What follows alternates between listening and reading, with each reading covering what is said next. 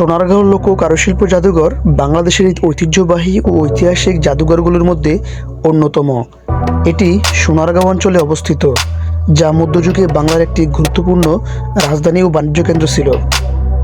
এই জাদুঘরটি প্রতিষ্ঠার মূল উদ্দেশ্য ছিল বাংলাদেশের গ্রামীণ লোকসংস্কৃতি, কারুশিল্প ও ঐতিহ্য সংরক্ষণ করা। শিল্পাচার্য জয়নুল আবেদীন লোকশিল্প সংরক্ষণের প্রয়োজনীয়তা অনুভব করে এই উদ্যোগ নেন। তার প্রচেষ্টায় 1975 সালে জাদুঘরটি প্রতিষ্ঠিত হয়। জাদুঘরটি ঐতিহাসিক সর্দার বাড়ি প্রাঙ্গণে গড়ে তোলা হয়। এই ভবনটি সবসময় জমিদার পরিবারের আবাসস্থলী ছিল এবং পরে সংস্কার করে জাদুঘরে রূপান্তর করা হয়।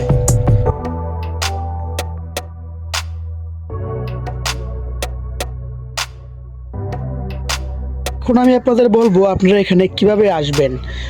গুলিস্তান, সায়দাবাদ, যাত্রাবাড়ি বা কাঁচপুর ব্রিজ এলাকা থেকে নারায়ণগঞ্জ, কুমিল্লা, চট্টগ্রাম রুটের বাসে উঠুন।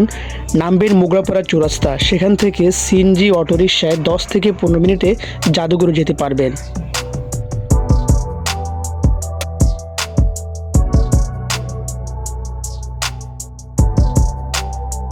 মোগরাপাড়া চৌরাস্তা থেকে একটা অটো বা রিক্সা যোগে আপনারা যেতে পারেন। তো অটো যোগে আমরা 5 জন রওনা দিলাম মাত্র 50 টাকায়।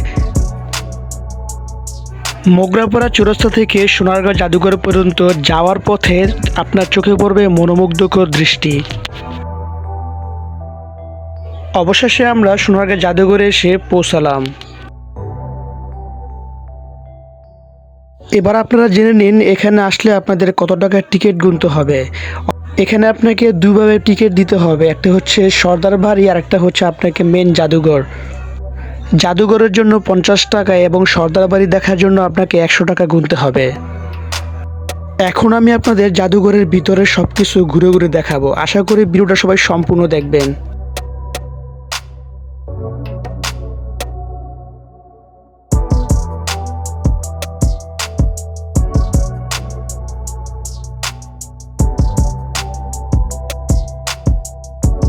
জাদুঘরে প্রবেশ করতে আপনার চোখে পড়বে এই সুন্দর মনোমুগ্ধকর গেটটা। আর এই গেটটা কিন্তু সোনার বাঁশ দিয়ে তৈরি করা। আরেকটা কথা বলে রাখি, যারা এখানে পরিবার নিয়ে ঘুরতে চান তারা অবশ্যই বাইরে থেকে খাবার নিয়ে আসবেন, কেননা ভিতরে কিন্তু খাবারের দাম একটু বেশি রাখা হয়।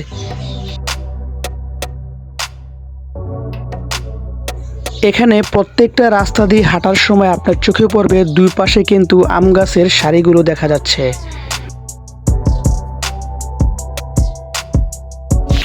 সোনারগাঁও জাদুঘর শুধু একটি জাদুঘরই নয়, এটি বাংলাদেশের ঐতিহ্যের দরজা। একদিন সময় করে ঘুরে এলে ইতিহাস, প্রকৃতি ও সংস্কৃতির এক অপূর্ব মেলবন্ধন উপভোগ করতে পারবেন। এই জায়গাটিতে প্রবেশ করলে আপনার জয়নুল আবেদীনের সেই চিত্রকর্মটি ফুটে উঠবে আপনার চোখের সামনে। এখন আমি আপনাদেরকে নিয়ে যাব জাদুঘরের ভিতরে। 3 তলা বিশিষ্ট এই জাদুঘরের ভিতরে অনেক কারুকার্য খচিত সব কিছু এখানে বিদ্যমান রয়েছে। আপনারা চাইলে এখানে ঘুরে আসতে পারেন।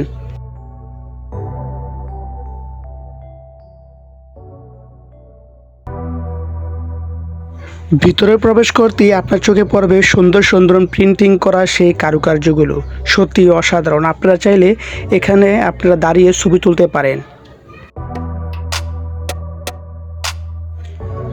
যদি আপনি ইতিহাস ভালোবাসেন, ছবি তুলতে পছন্দ করেন বা পরিবার নিয়ে শান্ত পরিবেশে সময় কাটাতে চান, তাহলে এই জায়গাটি আপনার জন্য দারুণ পছন্দ হতে পারে।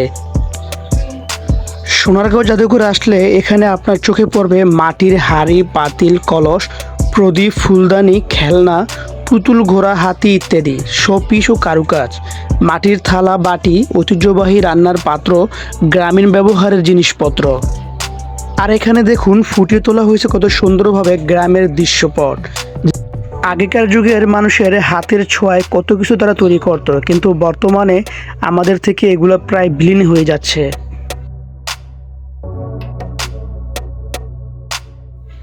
আপনাদেরকে এটা বলে রাখি যে এই জাদুঘর ফাউন্ডেশন 1975 সালে প্রতিষ্ঠিত হয়।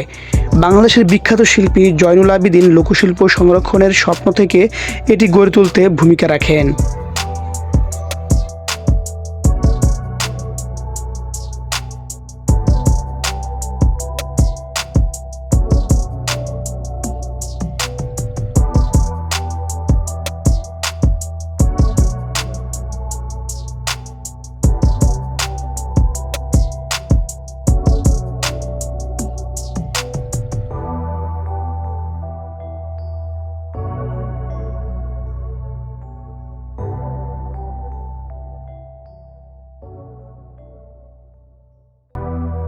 তাহলে এবার আসুন আমরা ঘুরে দেখি জাদুঘরের বাইরের পরিবেশটা।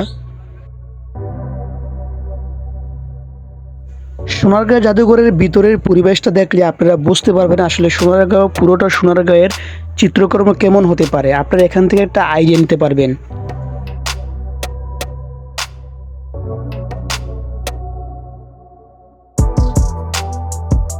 শান্ত নিরিবিলি পরিবেশ হওয়ায় এখানে কিন্তু বয়ফ্রেন্ড গার্লফ্রেন্ড এবং কি পরিবারের সদস্যরা কিন্তু এখানে এসে সময় কাটাতে পারেন। একটা সময় সোনারগাঁও যখন বাংলা রাজধানী ছিল তখনও কিন্তু এই নৌকাগুলো ব্যবহার করা হতো, আর সেগুলো কিন্তু জাদুঘরে সংরক্ষণ করা রয়েছে। প্রথম গেট থেকে দ্বিতীয় গেটে যাওয়ার জন্য এই দুটো রাস্তা কিন্তু খুবই গুরুত্বপূর্ণ। একটা হচ্ছে দেখুন, একটা হচ্ছে বাঁশের তৈরি আর একটা হচ্ছে পাকা করা। আপনারা চাইলে দুটো রাস্তা দিয়ে কিন্তু ব্যবহার করতে পারবেন।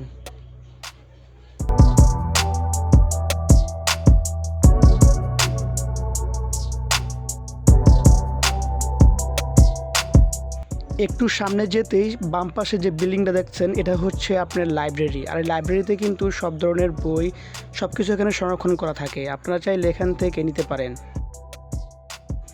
বাঘের এই দৃশ্যগুলো কিন্তু সত্যিই অসাধারণ। দেখেন অক্লান্ত পরিশ্রম, তারা কিন্তু তাকিয়ে আছে অপলক।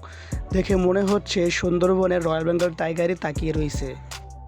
লোকজ কারুপণ্য শপ, আপনারা চাইলে ভবনের ভিতরে কিন্তু লোকজ কারুশিল্পের কিছু পণ্য এখান থেকে ক্রয় করতে পারেন। সারি সারি এই গাছগুলোর নিচে আপনি ঘন্টার পর ঘন্টা বসে থাকলেও টারি পাবেন না কখন যে সময় কেটে গেল। এখন আমরা দেখতে পেলাম স্বর্ণ এবং বাঁশের তৈরি দ্বিতীয় গেটটা, আর এই সেটটাকে বলা হয় কারুপল্লীতে স্বাগতম। এখানে সোনারগাঁয়ের ঐতিহ্যবাহী জামদানি শাড়ি সব কিছু কিন্তু এখানে পাওয়া যায়। এই জায়গাটা খুব গুরুত্বপূর্ণ একটি জায়গা। এখানে কিন্তু আপনার সোনারগাঁয়ের নির্দিষ্ট একটা সময় যে মেলা বসে, মেলার সময় কিন্তু এখানে বিভিন্ন অনুষ্ঠানের আয়োজন করা হয়। নাচ গান পল্লীগীতি সব ধরনের অনুষ্ঠান কিন্তু এখানে হয়।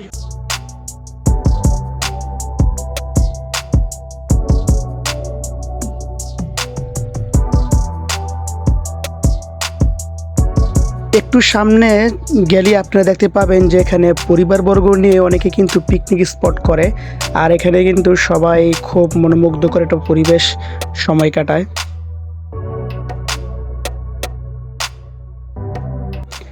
আসুন এবার সোনারগাঁও সম্পর্কে কিছু তথ্য জেনে নেই। সোনারগাঁও বাংলাদেশের অন্যতম প্রাচীন ও ঐতিহাসিক জনপদ। একসময় এটি বাংলার রাজধানী ছিল এবং রাজনৈতিক, অর্থনৈতিক, সাংস্কৃতিক কেন্দ্র হিসেবে পরিচিত ছিল। ধারণা করা হয় বহু শতাব্দী আগে থেকে সোনারগাঁও গুরুত্বপূর্ণ বাণিজ্য কেন্দ্র ছিল। নদীপথে যোগাযোগ সুবিধার কারণে এখানে ব্যবসা বাণিজ্য দ্রুত গড়ে ওঠে। 1400 শতকে ফখরুদ্দীন মোবারক শাহ সোনারগাঁওকে বাংলার রাজধানী হিসেবে গড়ে তোলেন বলে ইতিহাসে উল্লেখ করা আছে। পরে এটি স্বাধীন বাংলার গুরুত্বপূর্ণ প্রশাসনিক কেন্দ্র হিসেবে গড়ে ওঠে। সোনারগাঁও বিশ্ববিখ্যাত ছিল সূক্ষ্ম মসৃণ কাপড়ের জন্য। এখানকার তাঁতিরা অত্যন্ত সূক্ষ্ম দামি কাপড় তৈরি করতেন, যা বিদেশেও রপ্তানি হতো। মোগল আমলেও সোনারগাঁও গুরুত্বপূর্ণ ছিল। পরে নদীপথ পরিবর্তন, প্রশাসনিক কেন্দ্র বদল এবং নতুন শহর গড়ে ওঠায় এর গুরুত্ব কমে যায়। আমরা প্রথম গেট দিয়ে ঢোকার পরে এখন আমরা দ্বিতীয় গেটের সামনে চলে আসছি। তো এখন আমরা দ্বিতীয় গেট দিয়ে বের হয়ে যাব। তো আজকের মতো এখানেই সমাপ্ত হয়ে যাবে আমাদের এই ভ্রমণ। তো আশা করি আমাদের পরবর্তী ভ্রমণ গাইড দেখার জন্য অবশ্যই আপনারা আমাদের সাথে থাকবেন। অবশ্যই চ্যানেলটাকে সাবস্ক্রাইব করে পাশে থাকবেন। ধন্যবাদ সবাইকে। আসসালামু আলাইকুম।